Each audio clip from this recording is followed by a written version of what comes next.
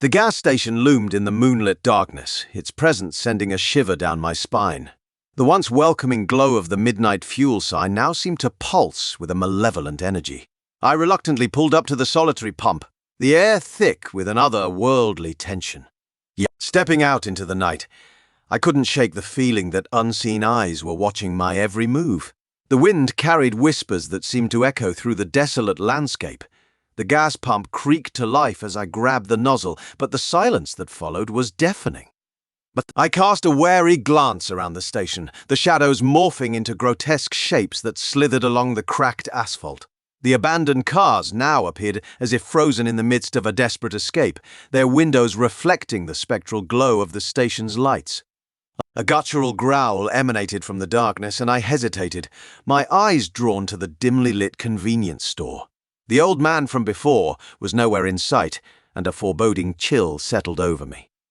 As I handed the cash to the invisible attendant, the air became heavy with an acrid stench, the unmistakable scent of decay. The old man's crooked grin reappeared, this time accompanied by a malicious glint in his eyes. "Be careful out there," he muttered, his voice dripping with a sinister undertone that sent shivers down my spine. I felt a sudden compulsion to leave, but as I turned to my car, the nozzle remained stubbornly lodged in the tank. Panic set in, and I yanked at it, only to be met with resistance. The gas continued to flow, pooling ominously beneath my car. A distant wail echoed through the night, this time closer, more guttural. I frantically checked my phone, praying for a signal, but the screen remained ominously blank.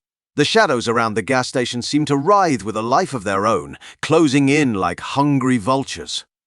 The gas stain beneath my car seemed to pulsate, dark tendrils snaking towards me. In a desperate attempt to escape, I slammed the car hood shut, only to be met with a blinding flash of ethereal light. The world around me twisted and contorted, and I found myself standing alone in a desolate void. Faces contorted in agony materialized around me, their eyes pleading for release.